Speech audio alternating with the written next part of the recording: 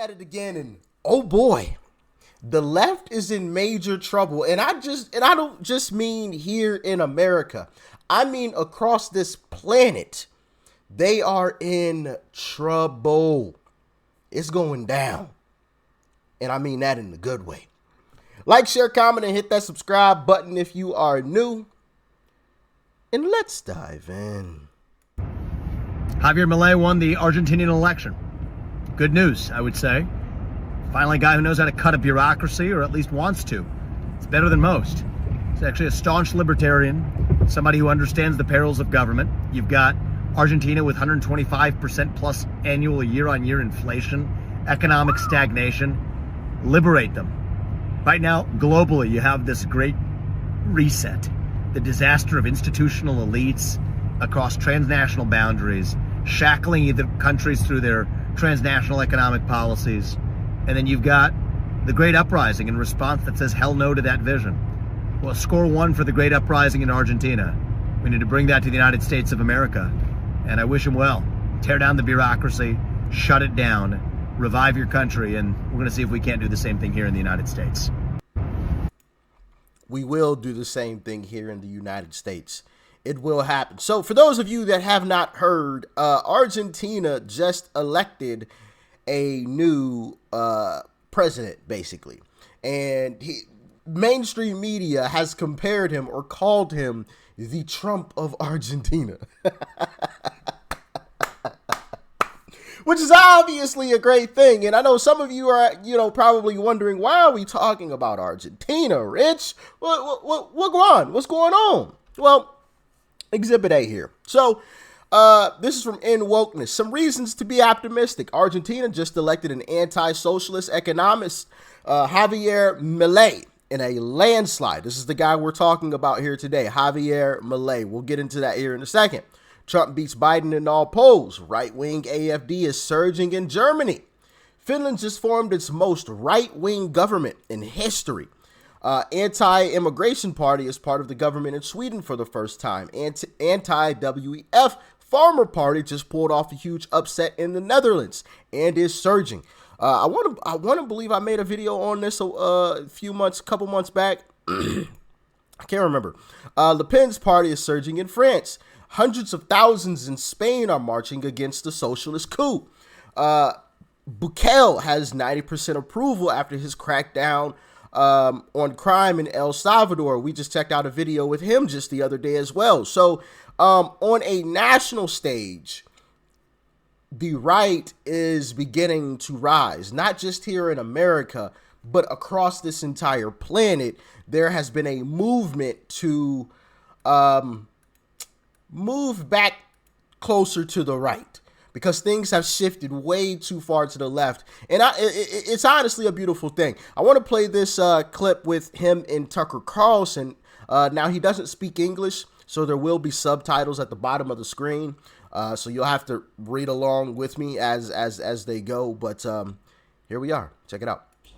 Socialism has become ascendant, really, in the United States, as you may have noticed, with the attendant symptoms you described: massive public debt levels, increasing poverty, disorder, crime, filth, and ugliness.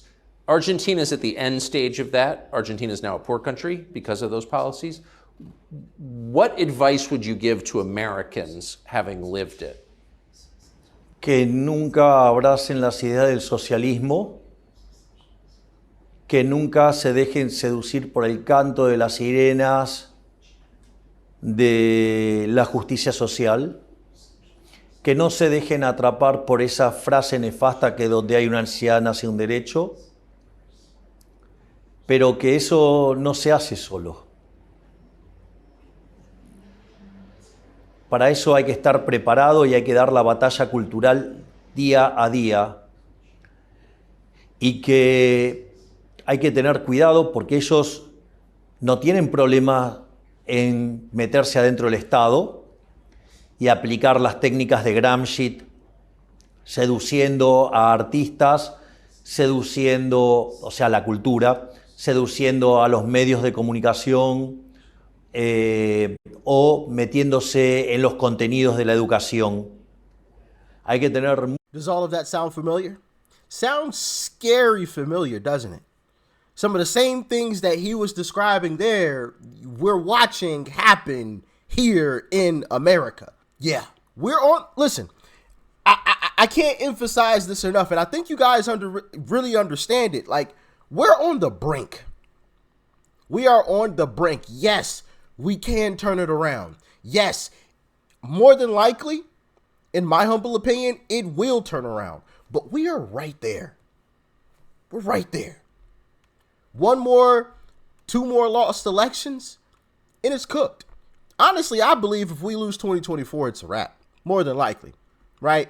I believe there's a very, very slight chance in 2028 to bring it back, but it's going to be pretty far gone by 2028. I mean, just think about how far we've gone in just this short time that Biden's been in office. We were good when Trump was there. That wasn't very long ago. Now look where we are. Inflation is through the roof. The price of everything is through the roof.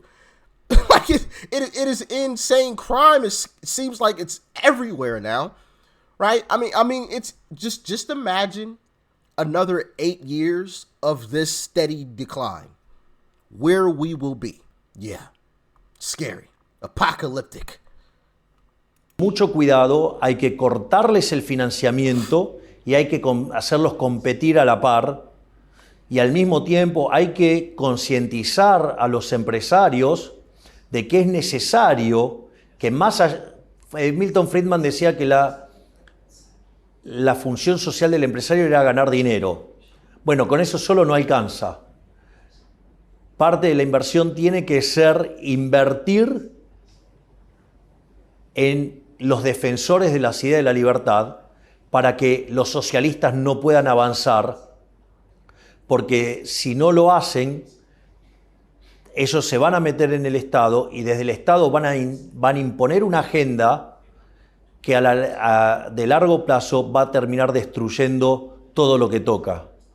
Entonces, ahí, digamos, es necesario un fuerte compromiso de todos los creadores de riqueza para luchar contra el socialismo, contra el estatismo y entender que si eso no se hace, los socialistas siempre van a seguir intentando. Porque, ¿cuál es el punto? Como ellos intentan vivir de los demás sin trabajar, ellos son incansables en buscar esto. Porque su leitmotiv en la vida es vivir de los otros. Entonces ellos no ceden nunca en este mecanismo de apropiación de la riqueza y del dinero o de la generación de ingresos de otro. Entonces esa batalla tiene que ser dada de manera permanente. No se puede descansar, porque cuando uno descansa, el socialismo avanza. I agree 1,000%. 1,000%. We cannot take a day off at all whatsoever.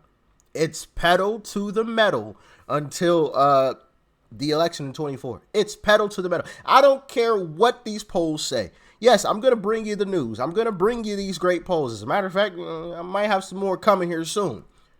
But it is pedal to the metal. There is no excuse for us not to win. No excuses. No excuses. I don't want to hear, oh, well, they did this. Well, why aren't you working at some of these polling places so you can make sure that nothing happens? Sign up to work at these polling places. Make sure you get a job in these polling places. Stand outside. Make sure you're watching things. Like, there's so many ways that we can ensure that nothing happens. So that's all I can say. Y'all know. You picking up what I'm putting down. So, there's no excuse. No excuse. Zero. I honestly, I think we all should be working at a polling location. In my humble opinion, every single one of us. Every single one of us. But let me play this next clip from Tucker Carlson. Check it out. Donald Trump is running for president again in the United States, as you know. What advice would you give him?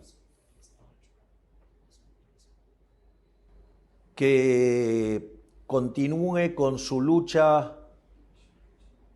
en contra del socialismo, porque es uno de los pocos que entendió cabalmente que la pelea es contra el socialismo, que la pelea es contra los estatistas, y comprendió perfectamente que la generación de riqueza proviene del sector privado. Es decir, el Estado no crea riqueza, el Estado la destruye. El Estado no puede dar nada porque no produce nada, y cuando lo quiere hacer además lo hace mal.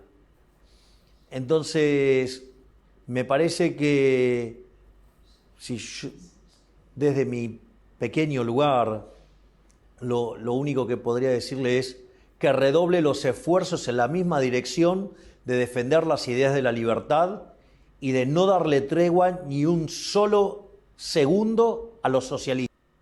Double down and refuse to give the socialist an inch. I love it. I love it. I love it. I love it. I love it. You know, that is completely on point in my humble opinion. And as a matter of fact, you know, he even says that in an interview. I don't even know if I can play it. It might get copyrighted, so I'll try to play it. If you don't see it, it's because it got copyrighted and I had to take it out. But if you can see it, here you go.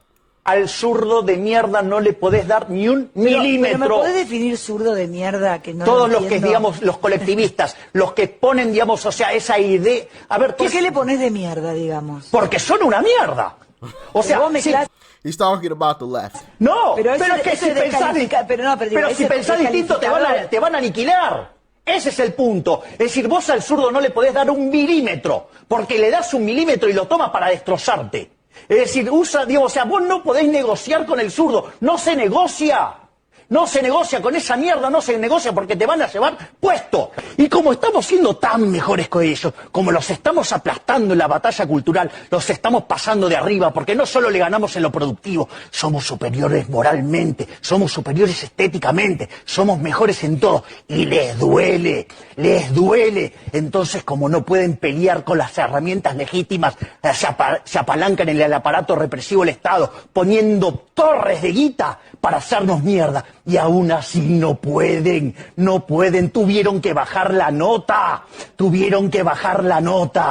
¿me entendés? Que están perdiendo, están desesperados, están perdiendo la batalla cultural, los zurdos de mierda, por primera vez se ven acorralados los zurdos de mierda. Doesn't that sound mighty familiar? Using the apparatuses to take the right down because their arguments and their stances don't stand up to debate. Yeah. I want to show this clip as well. This is from Argentina, and it's like 2016 for the left in Argentina right now. Está emocionado. Político, social y económico. Con el anuncio reciente de... Sí. It's 2016 for them right now. Absolutely loving it. So this is a guy who's anti-woke, anti-globalist, anti-abortion, anti-climate change, anti-central bank, anti-socialism, pro-gun, pro-family, pro-education, and pro-US dollar. This guy's incredible, man. And here's one last clip of what I think we should also do in America and his idea of, you know, his government as well. Turismo y deporte, afuera. Ministerio de Cultura, afuera. Ministerio de Ambiente y Desarrollo Sostenible, afuera. Ministerio de las Mujeres y Género y Diversidad, afuera. Ministerio de Obras Públicas, afuera. Ministry of Aunque te Public Works, resistas. out.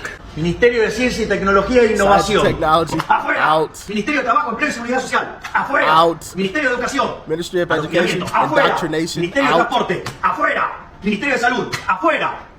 Ministerio de Desarrollo Of Social, Social Development. afuera. Se acabó. Afuera. You know, I agree. Afuera. Hopefully I'm saying that correctly. I agree. I think Trump should go in and should dismantle a lot of our government. Our government is way too big. We're spending way too much money on the government level on a bunch of BS, honestly, in my humble opinion. Now, that's just my humble opinion. Maybe I'm wrong about that, but I think a lot of these government agencies or whatever should be shut down. They should be shut down. That's just my humble opinion on it. I think Trump should go in and do exactly what Javier was doing there. Afuera! Afuera! You know? Y'all agree with me? Let me know in the comment section below. But we are winning even on the global stage, baby, and it is amazing to see. But we still have to put the pedal to the metal. Like, share, comment, hit that subscribe button before you go. Peace and love. I'm out.